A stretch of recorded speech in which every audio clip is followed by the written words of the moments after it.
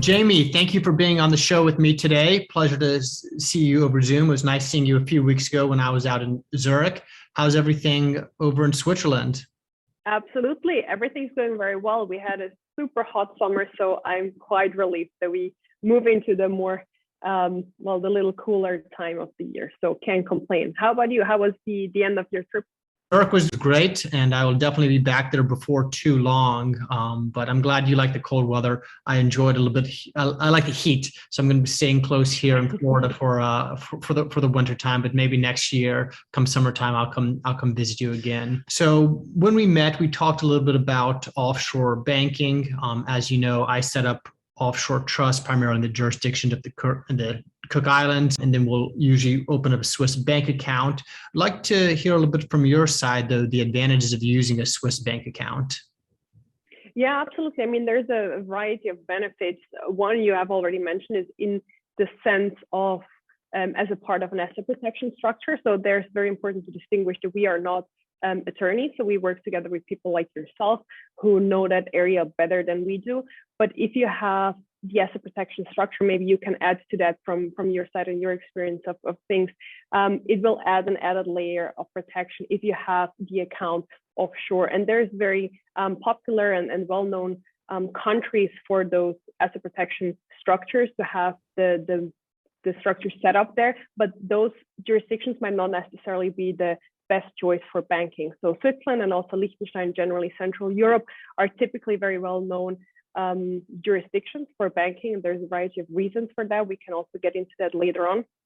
But on top of the asset protection, there's also other areas that can be beneficial for clients. There's also an enhanced level of privacy protection, but there's also the investment side of things. So the US tends to have quite a strong home bias.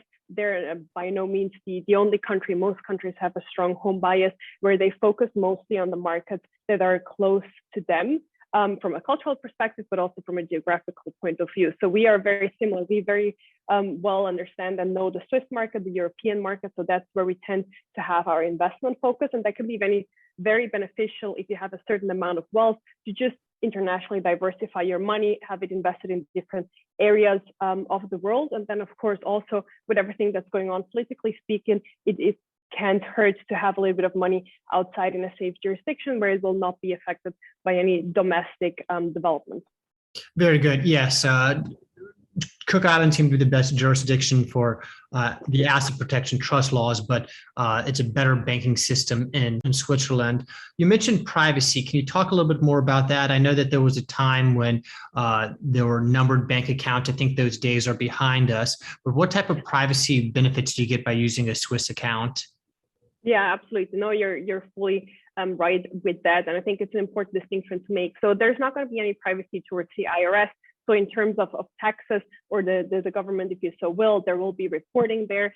It will not affect your taxes either positively or negatively. So you're not going to pay more or less taxes. But in the US, the culture of bank secrecy and also the legal framework of bank secrecy is not as strong as it is here in Switzerland. So in our country, we started banking in the Middle Ages, and we have done so for a very long time. And from the very beginning, for over 100 years, this thought and this culture of privacy was very ingrained in us. And a little over or about 100 years ago, it was also put into the law. So it is illegal for a banker to give information out on the beneficial owner of the account, anything like that. And that is taken extremely seriously.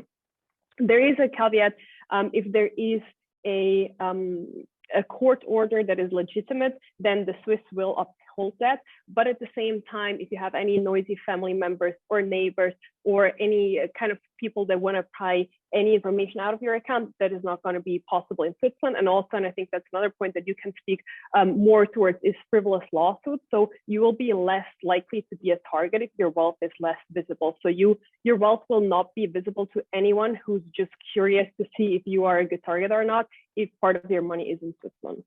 Absolutely. And I talk about this with my clients. One of the best things you can do to reduce the chances that you get sued is don't display your wealth. In America, which is a very litigious society, a lawsuit has almost become the badge of success. If you're successful enough, you can expect to be sued. So share your wealth with your financial advisor, with your CPA, with your attorney. But beyond that, keep quiet about these things is one of my recommendations.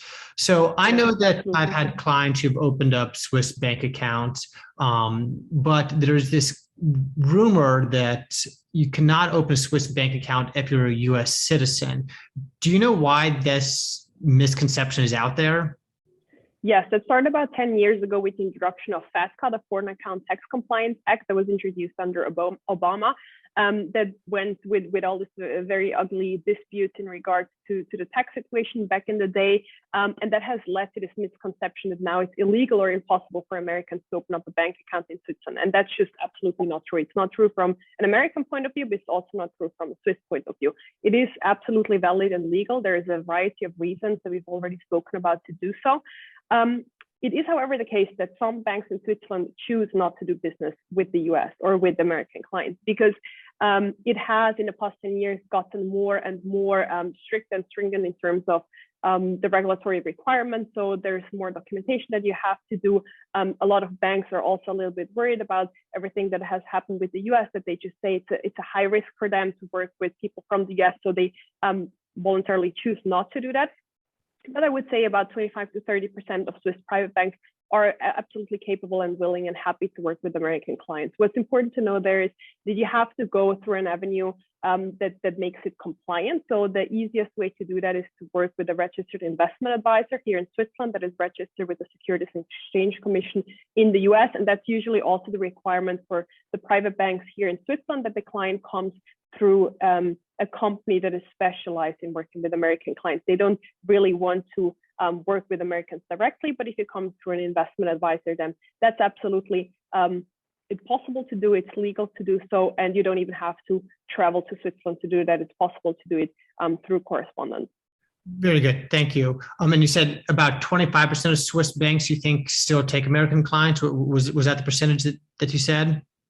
Yeah, I would say I don't have like the actual statistics, but I would say about 25 to 30% of Swiss private banks are working with Americans.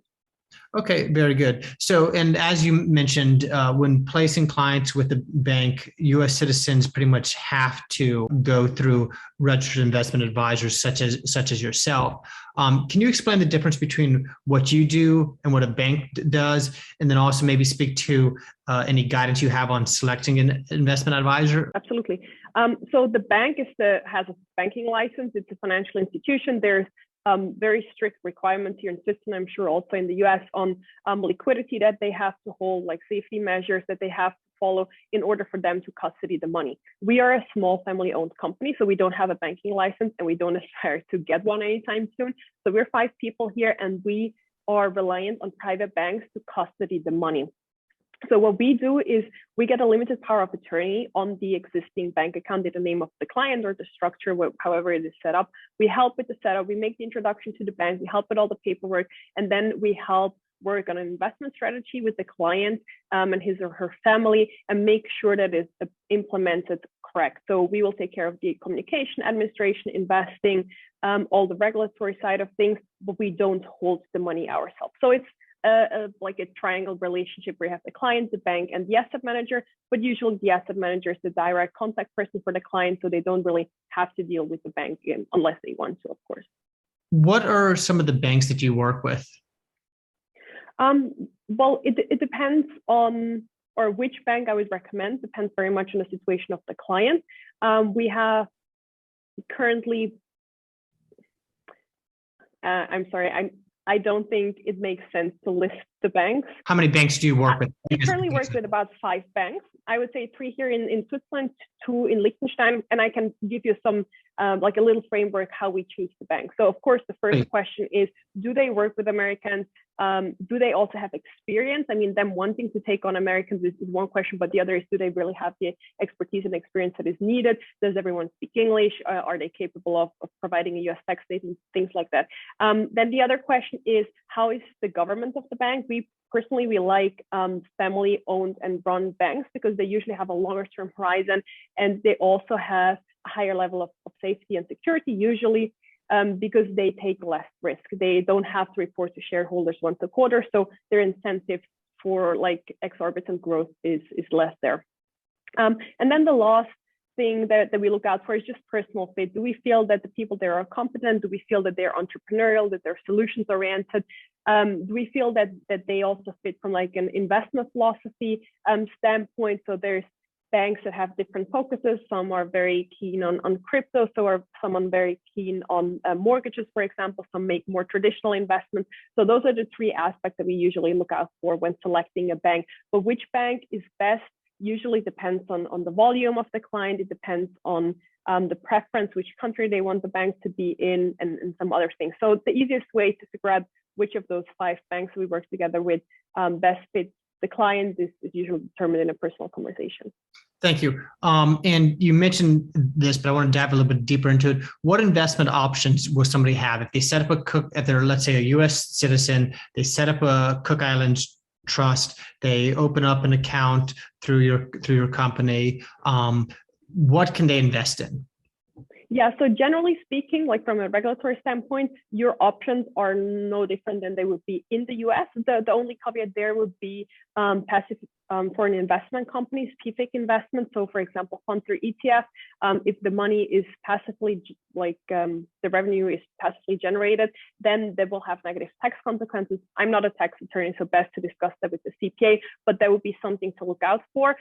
For our company, our main focus is direct investments into stocks, bonds, precious metals, and foreign currencies. And I know you personally are also interested in cryptocurrencies. So that's also something that some of our custodian banks can provide. It's something that we can accommodate to if our client has a specific interest or knowledge and experience in that area, but it's not something that we would from our own side currently put into a discretionary mandate. So upon request of the client in specific cases, we can do it, but we don't usually do it if we have the discretion over the account, because most of our clients wish to have the money in Switzerland in terms of capital preservation and not necessarily intense growth. So the match is not always there, but it would technically be possible.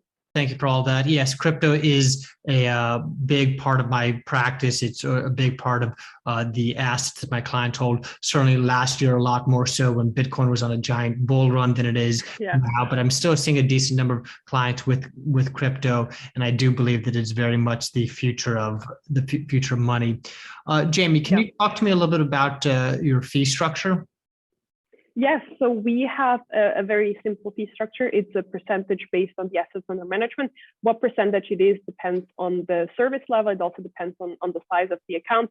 It's very important for us to be upfront. So we have an all-in fee.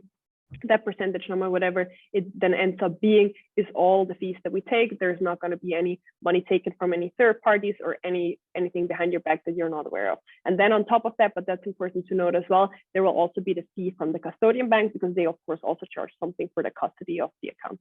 And generally, I find that American clients, when opening up a Swiss bank account, end up getting pretty comparable rates to what you get in the United States. I think in a lot of cases, they even get lower rates. I don't want to promise lower rates because I like to manage expectations, but I've seen on the fee side, it tends to be pretty comparable to US bankers and US investment advisors. But where I see the big difference is the level of service. The clients who have referred to individuals such as yourself and other investment advisors we have relationships with, the clients come back and they're very happy, even if they no longer have a desire for the asset protection structure. As far as I know, continue to work with the Swiss bankers going forward. So with that, that's another advantage of working with this Swiss banker, the level of service. And just generally, it seems to me that Switzerland has just an entire economy built up around its banking system.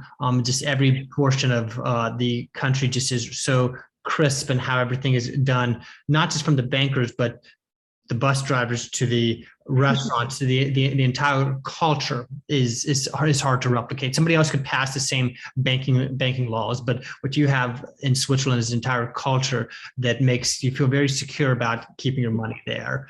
And I think this is why during panic times, COVID, people rushed to security of Swiss banks. I don't know if you've seen this, but during times when markets get unsteady, does your business tick up a little bit?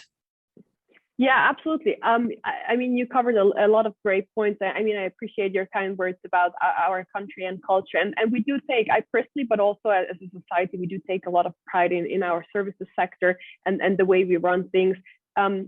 Before I get into like the uncertainty question, which is a very important part, I quickly want to add to the fees. Switzerland is a lot of great things, but it's not a cheap country. And yes, the fees are not like a multiple of US fees, but I would be surprised if they would be lower than in the US. So usually what we do in terms of expectations management, it's around the same or a little bit higher. And that just is the price for working in Switzerland, banking in Switzerland, the high level of salaries and yeah, that what comes with a high level of education and experience, I guess. But other than that, I fully agree with everything that you said. And absolutely, the uncertainty aspect is a huge part of our business. What people look for is to sleep better at night and know that their money is safe and secure. And that's something that Switzerland really excels at. We're neutral. We're not part of NATO. We're not part of the European Union.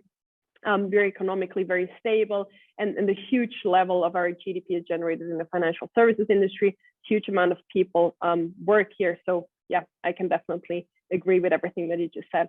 And in terms of pricing, I run my business the same way. I tell clients from the start, you can definitely find less expensive people to set up a Cook Islands trust. I don't know if you can find anybody who does a better job. We're definitely not the cheapest. We definitely don't want to be the cheapest. I really don't recommend working with the cheapest service provider, certainly when it comes to something as important as setting up an asset protection trust or managing your money. Yeah. Can you give a little bit of an overview of what all is involved in opening a Swiss bank account, as far as timing and what type of information would be needed in order for someone to open a Swiss bank account? Yeah, I would say a reasonable expectation in terms of timing is 3 to 4 weeks with like a plain vanilla standard case. Of course, if it gets more complex, it might take longer than that.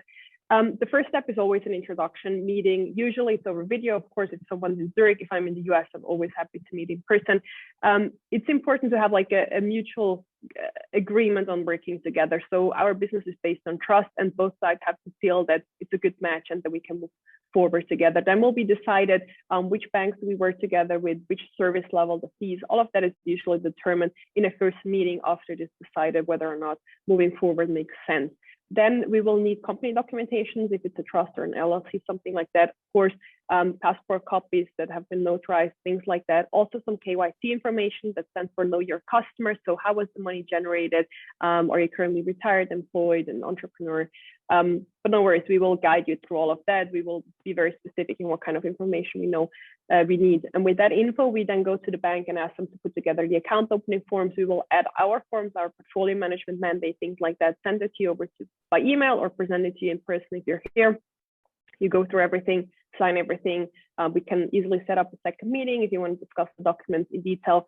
We provide that back to the bank, and then usually 3-4 days, they open up the account. We send the wire instructions to the client, and the money will be funded. Once the money has been funded, we'll set up another meeting to discuss the investment strategy in more detail. And then we will just move into this ongoing communication process where the client has an online access to the account if they wish to do that. If they wish to have a very regular updates, they will also get quarterly bank statements. They will get a bi-quarterly market report from our side. And then, of course, we also have regular conversations to discuss the investment strategy and if everything's still running as the client wishes.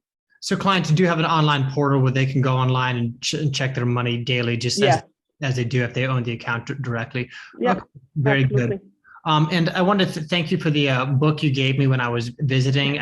I did read through that. I think even before I got back to the States. Do you want to mention anything about your book where somebody who wants to learn more about Swiss could find it? Yeah, absolutely. It's called Swiss Money Secret. I co-authored it together with a retired politician in the US who's very well versed in the whole cross-border financial services industry. And I'm happy to provide a free copy to anyone who's interested. I cover politics in Switzerland. I cover a little bit of history, geography, but mostly what sets us apart, what makes our financial services industry different than other countries, and what is important to know for American investors. So it's very precisely tailored towards the need of American investors who are interested in learning more about Switzerland. We have a digital copy that we can send out very easily. So if you're interested, just send us an email to info@whvp.ch, and then you can get your own copy.